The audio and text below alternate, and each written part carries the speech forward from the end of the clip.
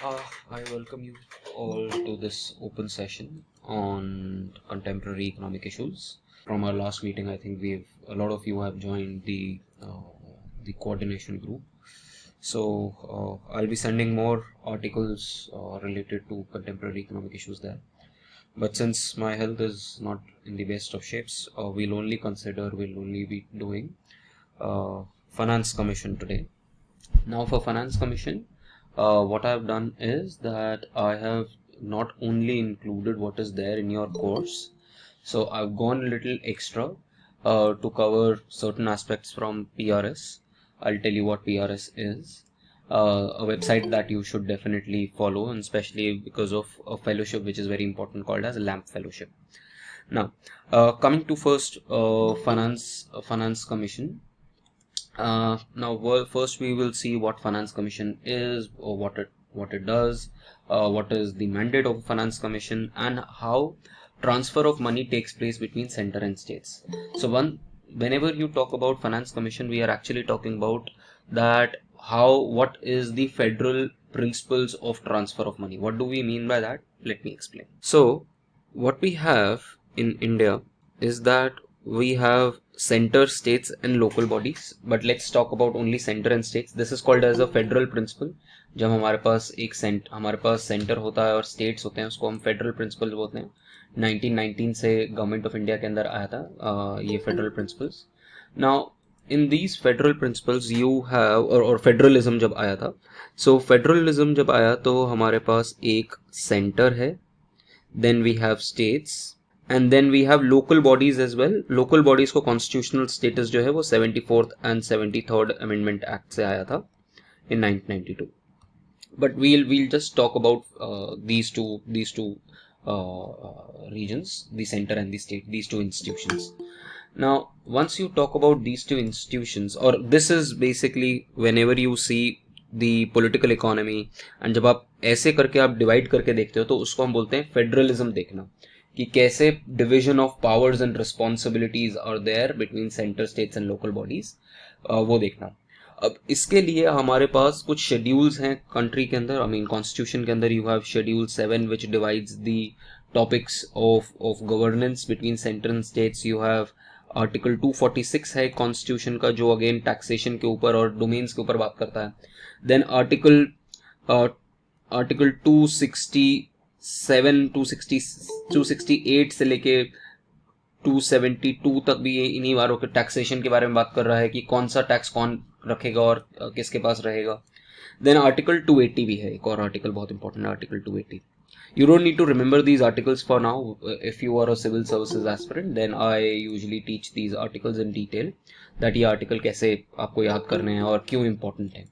But for now, this is important, and in fact, what I'm going to teach you in today's session is going to be extremely important for your next semester as well. Navika, your mic is on.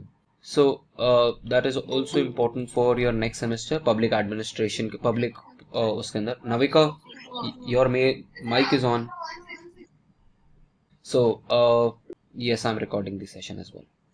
So what we have is this division in the country, that कौन से किसकी power, किसके पास किस चीज के करने का authority है और किसके पास किस चीज की रिस्पॉन्सिबिलिटी है. Now, in all of this, the most important aspect of federalism is between center and states. अब वो federalism का aspect center और states में finance को लेके कैसे होता है. सेंटर के पास बहुत ज़्यादा पावर होती है हमारे कंट्री के अंदर. सेंटर के पास there is a lot of fiscal power. There is a lot of fiscal power with center. And states के पास पावर नहीं होती इतनी ज़्यादा, क्योंकि उसके जो sources of taxes हैं वो ज़्यादा buoyant नहीं.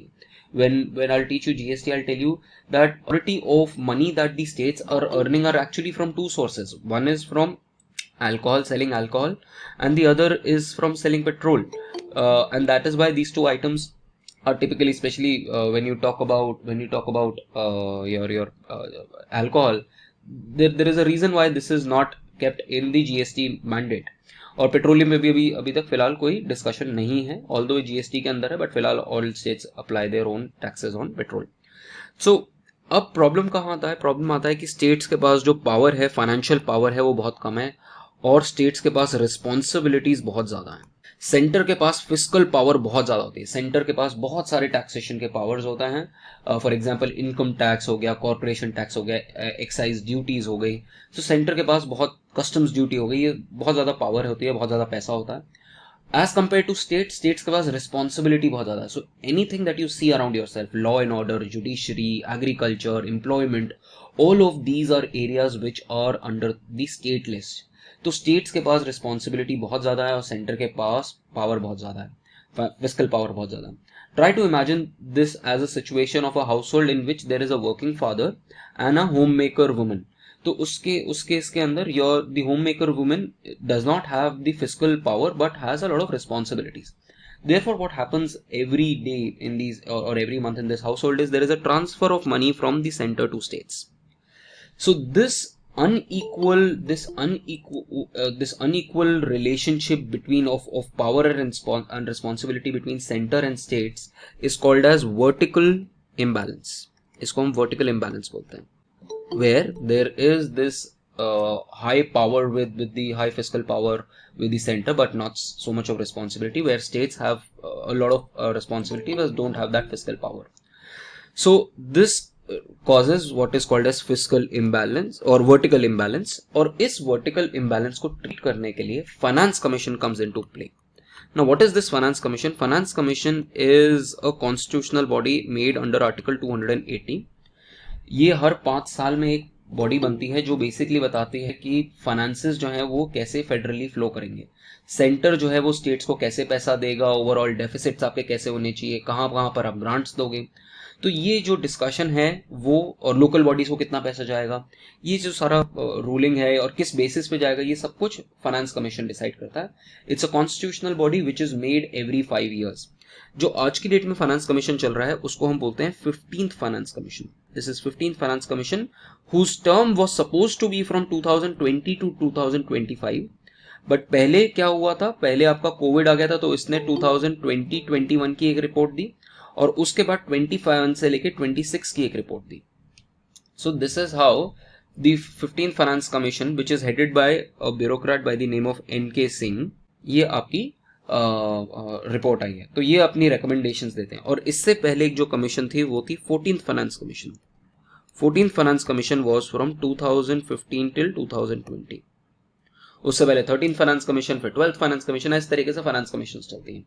तो हर 5 साल में आप हम 5 साल में बनाते हो और फिर देखते हो कि 5 साल में कैसे पैसा ट्रांसफर होगा सेंटर से स्टेट्स, और स्टेट्स के बीच में और लोकल बॉडीज में कैसे दिया जाएगा, किस बेसिस पे दिया जाएगा। So the money that finance commission decides that should come from center to states is called as vertical devolution। इसको हम vertical devolution बोलते हैं कि पैसा ट्रांसफर हो गया फ्रॉम सेंटर टू स्टेट्स। ठीक है, अब सेंटर का सारा पैसा नहीं ट्रांसफर होता। ठीक है, I tell you there is something called as tax shareable taxable pool से पैसा ट्रांसफर होता है, फिर उसके बाद और भी पैसा होता है। तो सेंटर के पास जो भी पैसा है, सेंटर के पास जो पैसा है वो मल्टीपल सोर्सेस का पड़ा होता है, मल्टीपल बकेट्स में पड़ा होता है। तो एक बकेट से कुछ पैसा जाएगा, दूसरे बकेट से कुछ पैसा जाएगा, इस तरीके से होता है। तो ट्राई टू थिंक कि योर द फादर, जो हमने एग्जांपल दिया कि फादर के पास मल्टीपल सोर्सेज ऑफ इनकम है। एक इनकम सैलरी की इनकम है, एक रेंटल की इनकम है, और एक से टेक की ड्रीम 11 से पैसा आ रहा है, गैम्बलिंग से पैसा आ रहा है। ठीक है, तो these are multiple sources of income. And अब सेंटर जो फाइनेंस कमीशन का काम है वो बेसिकली बताना है कि कितना पैसा जो है वो ट्रांसफर होगा सेंटर से स्टेट्स तक। So this is called as vertical devolution. But now the interesting part is that not all states are equal. ये जो स्टेट्स हैं इंडिया के अंदर, ये जो 28 स्टेट्स हैं, ये सारे इक्वल नहीं है। ये सारे के सारे अलग अलग एरिया है इनका, अलग अलग रिस्पॉन्सिबिलिटीज है। A state like UP is the 5th largest, अगर पॉपुलेशन वाइज देखा जाए तो 5th लार्जेस्ट कंट्री है वर्ल्ड की। ठीक है, सो उसकी अपनी रिस्पॉन्सिबिलिटीज हैं। एरिया देखो तो Rajasthan has the biggest area. Then कई स्टेट्स का हिली टेरेन है, कई स्टेट्स के पास बॉर्डर एरियाज हैं जहां पर पाकिस्तान और चाइना है। तो हर स्टेट के पास अलग अलग प्रॉब्लम्स हैं और अलग अलग रिस्पॉन्सिबिलिटीज हैं। So not all states are equal, and that is why the money that because or not all states have equal power and responsibility. For example, अगर आप देखो कोस्टल स्टेट लाइक तमिलनाडु और महाराष्ट्र, इनके पास कितनी ज्यादा पावर है टैक्सेशन की, क्यों? क्योंकि एक्सपोर्ट कर सकते हैं, इनके पास फ्लैट लैंड्स हैं जहां पर ये क्या कहते हैं प्रोजेक्ट्स लगा सकते हैं। बट एज कम्पेयर टू से अरुणाचल प्रदेश के पास हिली ट्रेन है, ऊपर से चाइना बैठा हुआ है सामने, और एक्सेसिबिलिटी नहीं है, तो वहां पर ये सारी डेवलपमेंट करना मुश्किल है। तो हर स्टेट की जो पावर है और रिस्पॉन्सिबिलिटी है वो डिफरेंट है। So, therefore, this is called as horizontal imbalance. This is called as horizontal imbalance. Now, to treat horizontal imbalance, ये जो पैसा आया है सेंटर से स्टेट्स तक, ये सारा जो पैसा है ये इक्वली डिवाइड नहीं होगा. This will be divided among states on the basis of a formula that is given by the Finance Commission. So, Finance Commission does two major things. One, it tells that how much of money should come from the center to states. That is one aspect that Finance Commission tells about. And the second aspect is how will this money be distributed among states, because there is a horizontal imbalance. And that is called as, वो जो formula देता है, that is called as horizontal devolution. कि किस state को कितना पैसा जाएगा. उसके लिए horizontal devolution के लिए एक formula देता है Finance Commission. So Finance Commission gives that formula जिसके बेसिस पे ट्रांसफर होता है हर स्टेट को पैसा. So but this is just one source of money. इसके अलावा भी सेंटर से स्टेट्स तक पैसा जाता है. So if I have to divide this again, center to states, तो सेंटर से स्टेट्स पैसा जाने के लिए एक तो ये तो हुआ टैक्स डेवल्यूशन का पैसा, जो भी हमने अभी बात करी, ये जो हमने वर्टिकल डेवल्यूशन के बारे में बात करी, ये हमारा टैक्स डेवल्यूशन के बारे में बात हुई है. टैक्स का पैसा कैसे ट्रांसफर होगा, ठीक है. सेंटर जो टैक्सेस कलेक्ट करता है वो एक पूल में जाते हैं, जिसमें मैंने आपको बताया कि फादर का इनकम का, सैलरी का एक पूल है, वैसे ये भी एक पूल है. सो उसको हम बोलते हैं डिविजिबल टैक्स पूल, ठीक है. डिविजिबल टैक्स पूल है कि सेंटर ने अपना सारा जो पैसा टैक्सेस से, कॉर्पोरेशन टैक्स से, इनकम टैक्स से, जीएसटी से, कस्टम ड्यूटी से, जो भी टैक्सेस से पैसा उठाया है वो इस पूल में चला जाएगा, और इस पूल का कुछ परसेंटेज से 41% जो है, जो 15th फाइनेंस कमीशन ने कहा है, वो पैसा स्टेट्स के पास जाएगा. But this is not the only source of transfer of money, क्योंकि इस पैसे को लेने के बाद भी कई स्टेट्स ऐसे होंगे जो अभी भी अपना खर्चा पूरा नहीं कर पा रहे होंगे. It is something like your this home maker women, जो हम यहाँ पर ले रखे थे कि ये एक होम मेकर वुमेन है और ये एक वर्किंग फादर है. तो after getting a share from the salary for running the house, the home maker women can also rely on multiple other sources of income, ठीक है. तो फॉर एग्जाम्पल से आपका कुछ किटी पार्टी का हो गया, या फिर कोई और एग्जाम्पल आप ले सकते हो कि फादर ने कोई और ड्रीम 11 में कुछ जीता, वैसे वेरी लेम एग्जाम्पल, ठीक है. या रेंट का अगर कोई इनकम है तो रेंट का भी कुछ शेयर आपको चाहिए. सो सिमिलरली कई स्टेट्स की जो रिक्वायरमेंट है वो पूरी नहीं हो पा रही होगी इवन आफ्टर टैक्स डेवल्यूशन. वो स्टेट्स कहेंगे कि बॉस हम अपनी सरकार नहीं चला सकते. So in that case, the Finance Commission also recommends revenue deficit grants. These revenue deficit grants are given to particular states because these particular states, even after receiving this tax devolution वाला पैसा, they will still not be able to sustain their government. तो गरीब states हैं, infrastructural challenge है, economic challenge है, population बहुत ज़्यादा है. सो मल्टीपल फैक्टर्स की वजह से उन स्टेट्स के अंदर रेवेन्यू डेफिसिट चलता है. Revenue deficit, again you should know that revenue expenditure minus revenue receipts. So ये स्टेट्स वो हैं जिनमें परसिस्टेंस रेवेन्यू डेफिसिट चलता है, तो उस स्टेट्स के लिए ग्रांट्स जो है वो फाइनेंस कमीशन बताता है. और उसके अलावा और स्टेट स्पेसिफिक ग्रांट्स बताता है, state specific grants and special purpose कुछ ग्रांट्स में किसी रीजन की वजह से ग्रांट्स. फॉर एग्जांपल हम बात करेंगे न्यूट्रिशन के लिए ग्रांट्स, एडमिनिस्ट्रेशन के लिए ग्रांट्स. तो स्टेट स्पेसिफिक ग्रांट्स भी, और क्या कहते हैं स्पेशल कोई पर्टिकुलर चीज के लिए, एडमिनिस्ट्रेशन के लिए पैसा, कि इस स्टेट की जुडिशरी ठीक नहीं है, इस स्टेट के अंदर हंगर और मैल न्यूट्रिशन बहुत ज्यादा है, तो उस तरीके से भी ग्रांट्स दिए जाते हैं. So these are different. तो दो मेजर तरीके जो आपको पता होने चाहिए कि किस तरीके से सेंटर स्टेट्स को पैसे देता है थ्रू फाइनेंस कमीशन. अभी हम सिर्फ फाइनेंस कमीशन के बारे में बात कर रहे हैं गाइस. एक आपका टैक्स डेवल्यूशन का पैसा और दूसरा ग्रांट्स का पैसा. ये दो मेजर सोर्सेज हैं through which finance commission recommends money to be transferred between center to. But this is not the only source. ये सिर्फ फाइनेंस कमीशन के सोर्सेज हैं जो फाइनेंस कमीशन के थ्रू पैसा आ रहा है. इसके अलावा भी सेंटर से स्टेट्स को पैसा जाता है. Let's see that. यहां तक समझ में आया? This should be clear guys that there are these two major sources of transfer of money from center to states as given by finance commission. ध्यान रखना, I'm talking about only finance commission right now. There are other sources. Let's see those other sources. So I have put out a diagram here. Okay, this is from again one of the sources which from Akshita. I have just mailed the PDF on the coordination group. Either if you are added on the coordination group, you can take it from there, or you can ping me. I'll add you to the coordination group.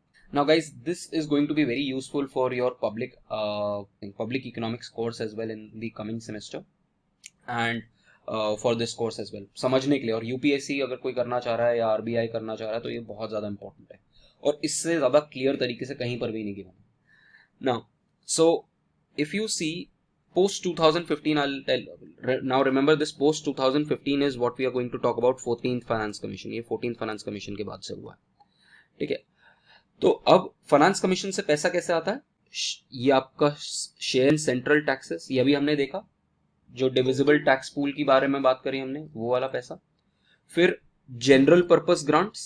General purpose grants हो गए आपके, revenue deficit grants हो गए जैसे. और specific grants. Specific purpose grants कैसे हो सकते हैं? मैल न्यूट्रिशन के लिए, जुडिशरी के लिए, एडमिनिस्ट्रेशन के लिए, हेल्थ के लिए. तो इस रीजंस की वजह से भी ग्रांट्स दिए जा सकते हैं. फॉरेस्ट बढ़ाने के लिए, तो इस तरीके से भी ग्रांट्स दिए जाते हैं स्पेशल पर्पस के लिए. तो ये तीन जो तरीके हैं, बट एक्चुअली मैं इन दोनों को क्लब करके आप बोल सकते हो कि ये ग्रांट्स ही हैं. These are grants. So the two main sources of transfer of money from the center to states is share in central taxes and the grants that it. But apart from that, central ministries also give money to the states. Now, why do central ministries give money to the states? They give money to the states because there is something called as centrally sponsored schemes. Now, what are the centrally sponsored schemes? Now, what happens is that हमने अभी एक schedule 7 के बारे में बात करी थी. Schedule 7 के अंदर, कॉन्स्टिट्यूशन के अंदर एक स्टेट लिस्ट दे रखी है, एक यूनियन लिस्ट दे रखी है और एक कॉन्करेंट लिस्ट दे रखी है. Now the problem is that centre very often starts making schemes on the state list. You might have heard about this scheme called NREGA. You might have heard about this scheme called Ayushman Bharat, which is on health. NREGA is for employment.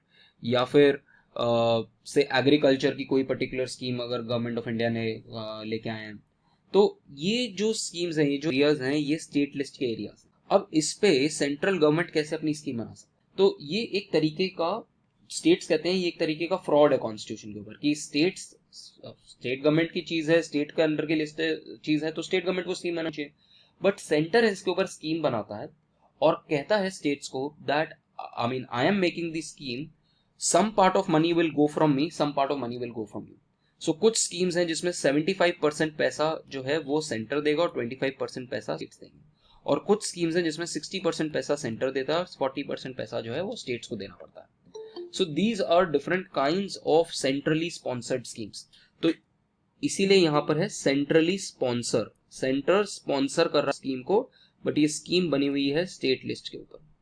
तो that means अगर NREGA कि कोई policy follow कर रहा है कोई particular state और 1000 करोड़ रुपए उस स्कीम पे लगा हुआ है, तो उसमें से 250 करोड़ रुपए 25% जो है that will have to come from 750 crore will come from union ministry of rural development. अब NREGA इंप्लीमेंट करने के लिए 1000 करोड़ में से 750 करोड़ रुपए दे देगा, बट जो बाकी 250 करोड़ रुपए है वो स्टेट को खर्च करना पड़ेगा. तो ये जो 750 करोड़ रुपए ये तो आना है, that is matching grants for centrally sponsored scheme. And apart from that, there are other special purpose grants also given by ministries for different schemes as well. So this is the architecture of federal transfer principles. ये आपको architecture पता होना चाहिए. Unfortunately 99% students को ये clear नहीं होता है, वो लोग रट के चले जाते हैं इसको, चाहे वो सिविल सर्विसेज हो या फिर वो आपका एग्जामिनेशन हो. And this will not leave you, this will again come to your this thing for public economics in next semester. But ये तो हुआ पोस्ट 2015. उससे पहले का जो सिनेरियो है वो बहुत अलग होता था. उससे पहले प्लानिंग कमीशन भी होता था. प्लानिंग कमीशन एक ऐसी बॉडी थी जो ना कॉन्स्टिट्यूशनल है, ना वो स्टैट्यूटरी बॉडी है. दैट मीन्स उसके लिए कोई लॉ नहीं बना हुआ था, कोई लीगल स्टैट्यूट से वो बॉडी नहीं बनी थी, ना वो कॉन्स्टिट्यूशन में गिवन है. वो एक एग्जीक्यूटिव रेजोल्यूशन से बॉडी आई थी. और एग्जीक्यूटिव रेजोल्यूशन से बॉडी होने के बावजूद it was making huge decisions in the federal architecture of the government. Federal principles में बहुत बड़ा इनका रोल था. तो यहाँ पर हर चीफ मिनिस्टर जो है वो हर 5 साल में उसको कुछ पैसा चाहिए होता था, तो वो फाइनेंस ये प्लानिंग कमीशन के पास पहुंचता था और कहता था कि यार मुझे अपने प्लान के लिए, अपने 5 ईयर प्लान के लिए इतना पैसा चाहिए, प्लीज मुझे ये दे दो. तो यहाँ पर पॉलिटिक्स बहुत होती थी कि प्लानिंग कमीशन का जो हेड है वो स्टेट के इलेक्टेड रिप्रेजेंटेटिव्स को पैसा बांट रहा है, डिपेंडिंग ऑन कि आपका रिलेशन उससे अच्छा है कि नहीं है. तो अगर मनमोहन सिंह की गवर्नमेंट और मोदी जी पैसा मांगने आते थे गुजरात के लिए, तो उनको बोला जाता था कि नहीं, आपको इतना पैसा नहीं मिलेगा. जबकि कोई आपकी खुद की कांग्रेस की सरकार आ जाती थी तो उसको ज्यादा पैसा मिल जाता था. तो यहाँ पर कोई भी फॉर्मूला नहीं था, यहाँ पर पॉलिटिक्स बहुत होती थी. तो जब से प्लानिंग कमीशन ही हट गया है तब से आपका फाइनेंस कमीशन का जो रोल है वो बहुत ज्यादा इंप्रूव हो गया, वो बहुत ज्यादा इंक्रीज हो गया है. और प्लानिंग कमीशन तो खैर अब खत्म ही हो गया. So this is where cooperative federalism बढ़ गया है. आज की डेट के अंदर स्टेट्स ये नहीं कहते कि यार मेरे साथ कुछ किसी तरीके का आपने कोई नाइंसाफी करी है. क्यों? बिकॉज ऑफ द फैक्ट कि अब फॉर्मूला बेस्ड पैसा ज्यादा आता है. अब इस सोर्स से ज्यादा पैसा आता है और इन सोर्सेस से पैसा अब नहीं आता. So this is basically more going towards more cooperative federalism. Again because of the time that we have, I am not going to get into much more detail. Usually मैं इसको बहुत ज्यादा डिटेल में पढ़ाता हूँ कि कौन से क्या हुआ है, किस वजह से हुआ है, ये सारे कौन से चीजें हैं. So I am not getting into all of that. Coming to your, so if you have understood this, now you can easily understand the finance commission. So what I have done is I have given you a PRS legislative research का आपको मैंने एक document भेजा है, which is a summary report of the finance commission. तो या तो आप पूरी समरी रिपोर्ट आप पूरी रिपोर्ट पढ़ लो या फिर आप इसको पढ़ लो. But this is also important. आपको छोटे में आपको पूरा का पूरा वो मिल जाएगा, समरी मिल जाएगी.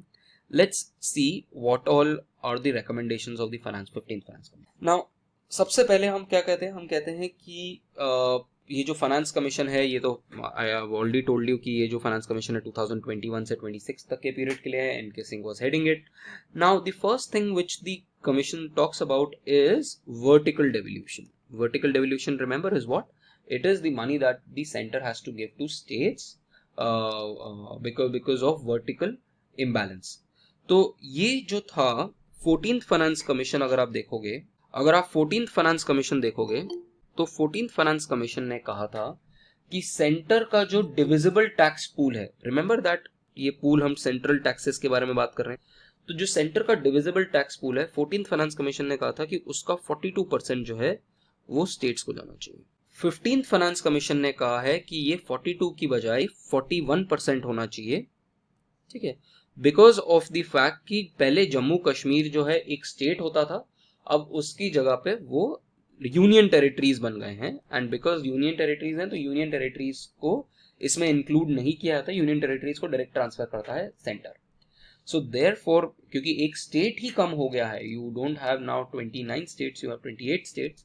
देयरफॉर उसकी वजह से अब आप 42% की बजाय 15th फाइनेंस कमीशन ने कहा है that we will transfer 41% from divisible tax pool. Now, how will this divisible tax pool में से अब ये पैसा कैसे जाएगा? Remember, I told you कि अब सारे states, suppose इस divisible tax pool में 100 रुपए हैं. अब इस 100 रुपए से 41 रुपीज हम कह रहे हैं कि वो states के पास चले गए. बट अब ये 41 रुपीज 28 states में कैसे बटेंगे? इसके लिए भी तो फॉर्मूला होना चाहिए. and that is where horizontal imbalance or horizontal distribution and devolution formula is given. So you need to know these figures 15th की, and you also need to know 14th की. कि 14th का तो you need to remember this guys, और specially 15th का तो आपको याद करना ही करना है कि 15th फाइनेंस कमीशन का क्या रोल है. तो 15th फाइनेंस कमीशन ने आपको कुछ पैरामीटर्स दिए हैं कि किन पैरामीटर्स के ऊपर आप मनी डिवाइड करोगे between states. The first parameter is income distance. Now what is this income distance? Now the rich, अगर कोई स्टेट बहुत ज्यादा अमीर है तो उसको आपको पैसा कम देने की जरूरत है. सो आप एंड कोई स्टेट बहुत ज्यादा गरीब है, for example the richest state in India is Goa, along with on number 2 you have Haryana, and the poorest state is perhaps Odisha. So there is this huge gap between the GSDP. What is this GSDP? Gross state domestic product. तो gross state domestic product में बहुत बड़ा gap है between the richest state and the poorest state. तो उसके बीच में आप एक इनकम डिस्टेंस फॉर्मूला लगाते हैं कि how far is a particular state like Orissa और Bihar, how far are they from Haryana and Goa. ये इससे कितना दूर है. जितना ज्यादा डिस्टेंस होगा उतना ज्यादा आपके पास पैसा जाएगा. सो आपने ये जो 41 रुपीज दिए, इस 41 रुपीज का 45% जो है that will be allocated according to income distance.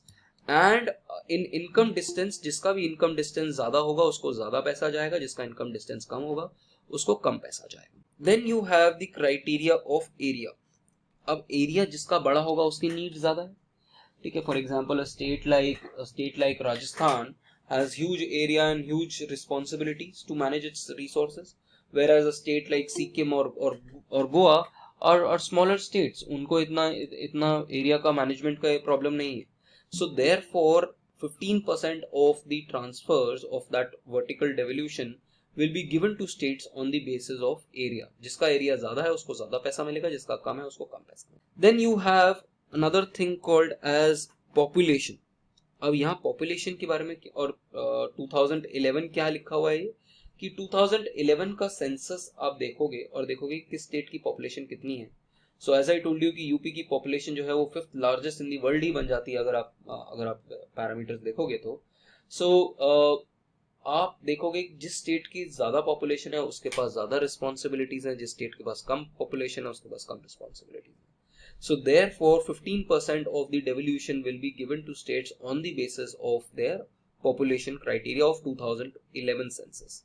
However, a new criteria was also included by the 15th Finance Commission, that of demographic performance. And in this demographic performance, what was seen is that key states का TFR, there is something called as total fertility rate. अब देखो इस case में क्या होगा. 2011 की population देखोगे तो आप कहोगे कि यार यूपी का तो बहुत ज्यादा वेट हो जाएगा और तमिलनाडु और केरला जैसे स्टेट्स वो तो सफर करेंगे क्योंकि इनकी पॉपुलेशन जो है वो कम है और यूपी की पॉपुलेशन और नॉर्थ इंडिया की पॉपुलेशन बहुत ज्यादा है. So to counter that there was a new element that was added by the 15th finance commission which was demographic performance. In this states जिन्होंने अपना total fertility rate which is basically on an average एक fertile एक women अपनी fertile age में कितने kids produce करती है, which is 2.1 as replacement ratio बोला जाता है और इंडिया का replacement ratio by the way reach हो गया है. तो ये हम देखते हैं कि कितनी तेजी से स्टेट्स ने अपना फर्टिलिटी रेट जो है वो गिराया है. तो फर्टिलिटी रेट कई स्टेट्स में 1970s में देखोगे तो बिहार जैसे स्टेट्स का 6 था या 7 था, यूपी का 6-7 था. That means on an average एक वुमेन 7 किड्स प्रोड्यूस कर रही है, 6 किड्स प्रोड्यूस कर रही है. वेराज उसी टाइम पे कर्नाटका, तमिलनाडु एंड केरला ने अपना गिराना शुरू कर दिया था और बहुत ही जल्द 1980s-90s तक ही वो उसको अराउंड 2 के अराउंड ले आए थे, 2.2-2.3 के अराउंड ले आए थे. तो टू रिवॉर्ड दो स्टेट्स जिन्होंने अपना टोटल फर्टिलिटी रेट बहुत तेजी से गिराया है, उनको आप ज्यादा पैसा दोगे and you will give less money to दो स्टेट जिन्होंने अपना टोटल फर्टिलिटी रेट पे ज्यादा इंप्रूवमेंट नहीं किया है. That is called as demographic performance. Then उसके अलावा there used to be a forest cover, अभी वो फॉरेस्ट कवर नहीं है, उसकी जगह पे अब एक नया आइटम आ गया, फॉरेस्ट एंड इकोलॉजी।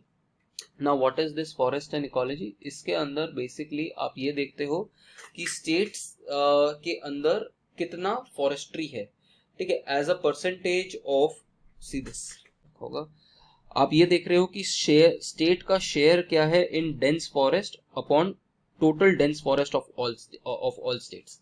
तो आप पहली बात तो डेंस फॉरेस्ट देखते हो। अब दिस आई टीच इन यूली ज्योग्राफी की डेंस फॉरेस्ट क्या होता है और नॉन डेंस फॉरेस्ट क्या होते हैं, उनकी अपनी डेफिनेशन है, ट्री कवर को लेके होता है।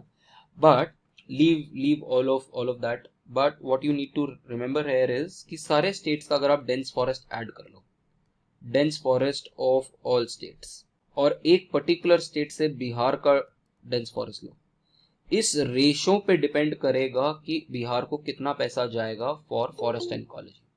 और ये क्यों दिया जा रहा है? क्योंकि कई स्टेट्स, जैसे अरुणाचल प्रदेश की मैं बात कर रहा था, या फिर मैं बात करूं अगर आपको से नागालैंड या मिजोरम की, तो इन स्टेट्स के अंदर फॉरेस्ट एंड इकोलॉजी बहुत, फॉरेस्ट का कवर बहुत ज्यादा और डेंस फॉरेस्ट का कवर बहुत ज्यादा है।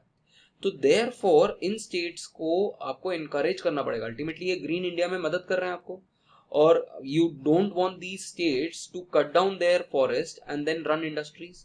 तो you are kind of rewarding दो स्टेट्स जिनके यहाँ फॉरेस्ट और डेंस फॉरेस्ट का कवर ज्यादा है। सो therefore forest and ecology is the next item on the basis of which transfer, and उसका weight 10% है। And lastly there is something called as tax effort। Tax effort क्या है? Tax effort is basically कि कौन से state ने अपना tax collection का एफिशिएंसी बढ़ाया, तो वो आप देखना चाहते हो। You want states to basically raise their average per capita tax revenue. तो as compare to their state GDP, उन्होंने अपना average per capita tax revenue जो है वो बढ़ाया है या नहीं बढ़ाया है। इंडिया में there is a huge tax gap, India में बहुत ही बड़ा टैक्स गैप है। सिर्फ India 5% of its GDP raise कर पाता है टैक्सेस से, तो बहुत ही बड़ा टैक्स गैप है। और उसके लिए स्टेट्स को इनकरेज किया जा रहा है कि आप प्रॉपर्टी टैक्स लो, आप रोड का टैक्स लो, अल्कोहल पे टैक्स लगाओ, तो आप अपना टैक्स रेवेन्यू इंक्रीज करो। क्योंकि अगर स्टेट्स अपना टैक्स रेवेन्यू इंक्रीज करेंगे तो उसको सेंटर पे डिपेंडेंट नहीं होना पड़ेगा। तो इसीलिए ये जो टैक्स एंड फिस्कल एफर्ट्स हैं, इसको भी एक वेटेज दिया गया of 2.5%। So you need to remember all these weightages as well, कि इनकम का वेटेज 45% है, एरिया का 15% है, पॉपुलेशन का 15% है, डेमोग्राफिक का 12.5 है, फॉरेस्ट एंड इकोलॉजी का 10 है, एंड टैक्स एफर्ट्स का 2.5 है। टोटल 100% हो गया weightage. And similar weightage you need to remember for the 14th FC as well. 14th FC में सिर्फ यहाँ पर आपको एक चेंज दिख जाएगा, एक फॉरेस्ट कवर था, यहाँ पर फॉरेस्ट एंड इकोलॉजी, और दूसरा यहाँ पर पॉपुलेशन ऑफ 1971 को भी वेटेज दिया गया है, क्योंकि वहां पर दो पॉपुलेशन के बेसिस लिए गए थे। 1971 की पॉपुलेशन भी देखी गई थी, और क्योंकि उस 1971 की पॉपुलेशन अगर आप देखोगे तो उसके अंदर ऑलमोस्ट सारे स्टेट्स का equal, almost equitable population share है, क्योंकि 1971 के बाद नॉर्थ इंडिया में पॉपुलेशन एक्सप्लोजन हुआ था। तो टिल 1971 जो है आप उसको आपने शेयर दिया, और 17.5% का, और बाकी शेयर जो दिया आपने वो 2011 की पॉपुलेशन का दिया। So this is about your horizontal transfers. तो यहाँ तक हमने horizontal transfer and vertical transfers के बारे में बात कर ली। अभिषेक, ये टेक्स्ट आपको सिलेबस में नहीं मिलेगा, but without understanding this text is one of the best sources to study.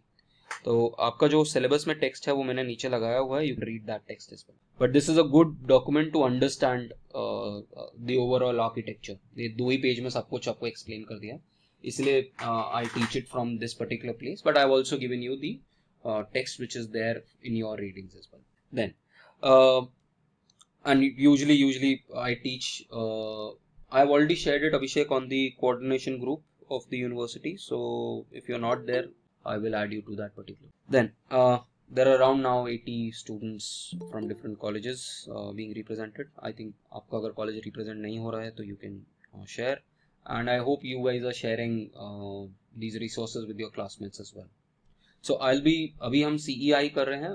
I'm not teaching econometrics this year, but econometrics के लिए there are already videos, I'll share them on the group again, so but those are very elementary videos in the sense कि आप syllabus आपको idea लग जाएगा पूरा. उसके अलावा you would have to do your 10 years thoroughly and थोड़ा बहुत डेरिवेशंस देखना होगा. So that part you need to do yourself. But for self explanation there are 10-12 videos of mine on econometrics that should suffice अगर आपने econometrics नहीं पढ़ा हुआ है. But I would recommend all of you to study microeconomics too really well. I've told my class as well. सबसे ज़्यादा अगर आपका कोई डेंजरस पेपर है जिसमें सबसे ज़्यादा बैक आती है वो माइक्रो इकोनॉमिक्स 2 है. मेक श्योर कि आप मैथमेटिकल तरीके से माइक्रो इकोनॉमिक्स 2 पढ़ो and you solve all the numericals that are given in the last 4-5 years. It will be a completely mathematical paper, hardly any theory. It will test your ability to understand and your ability to apply maths to microeconomics. So don't take that paper lightly. That paper has the highest rate of ER along with econometrics.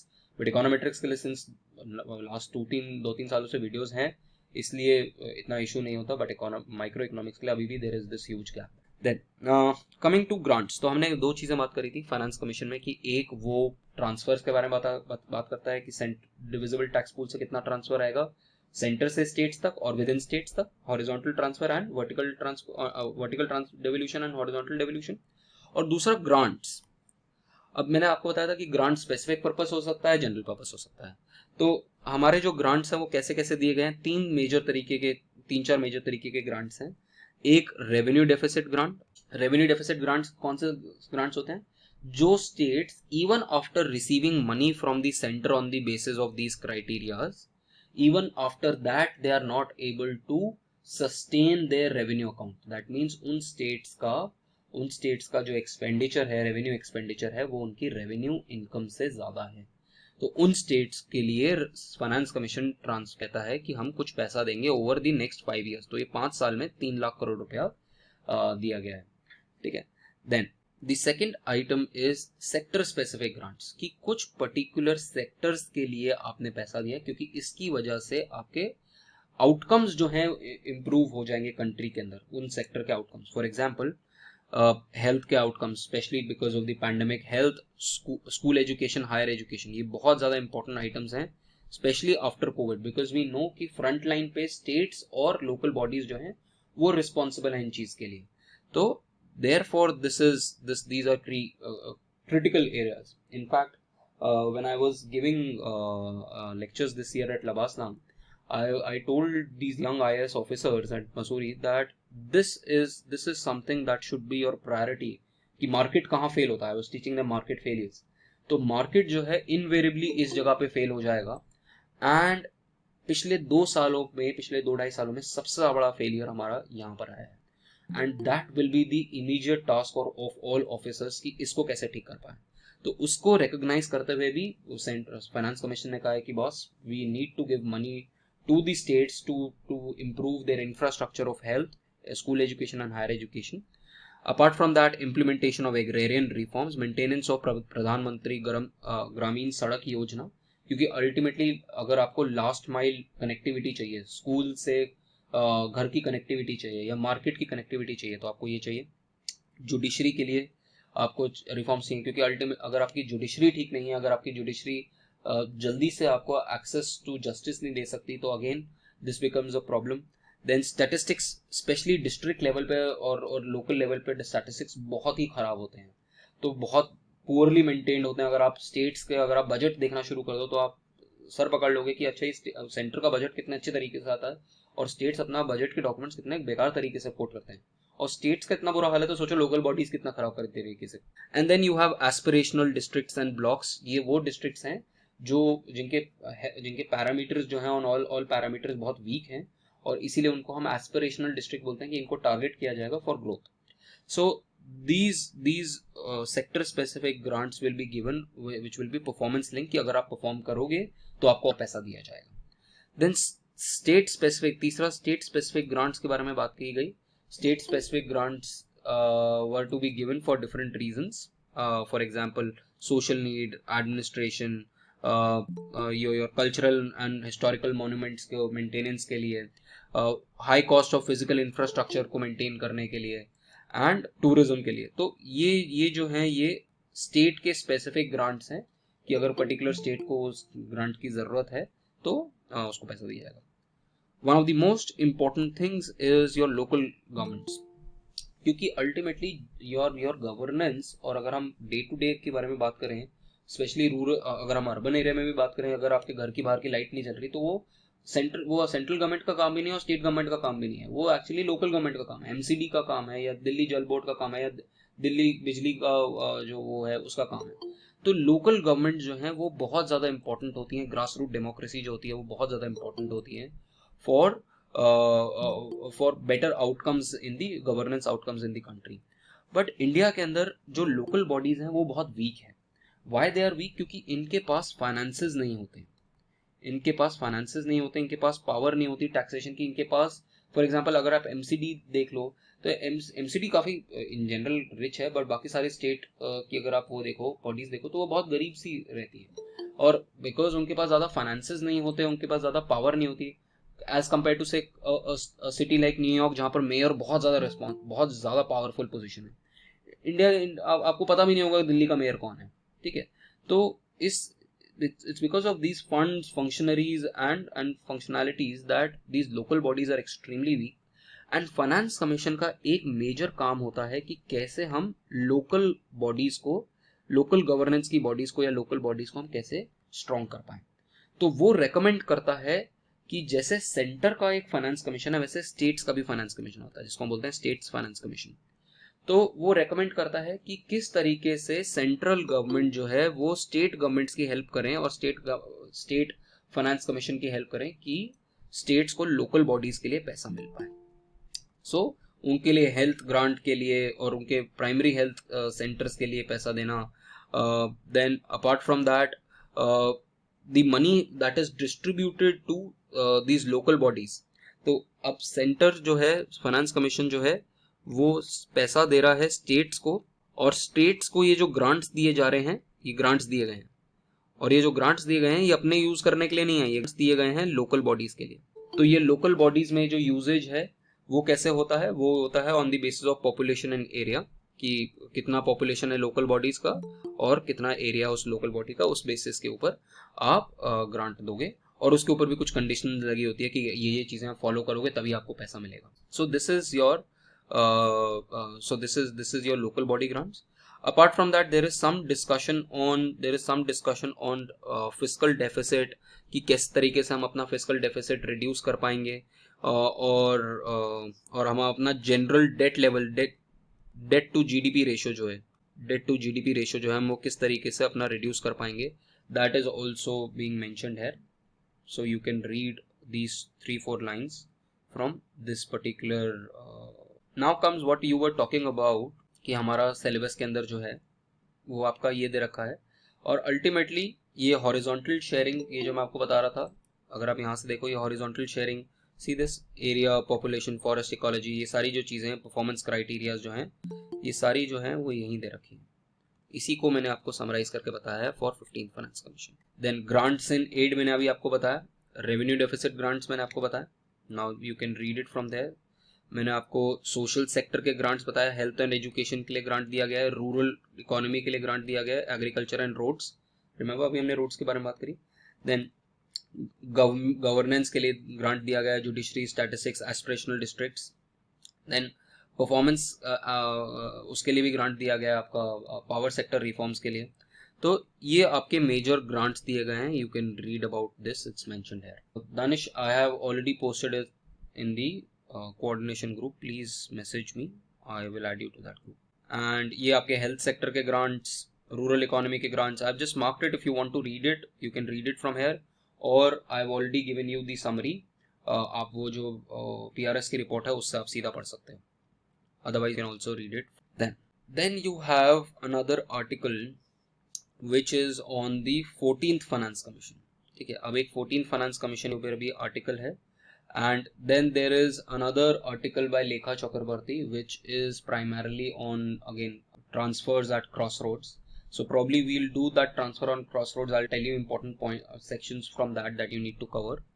But let's just quickly see कि ये क्या हुआ है, 14th finance commission ने क्या किया.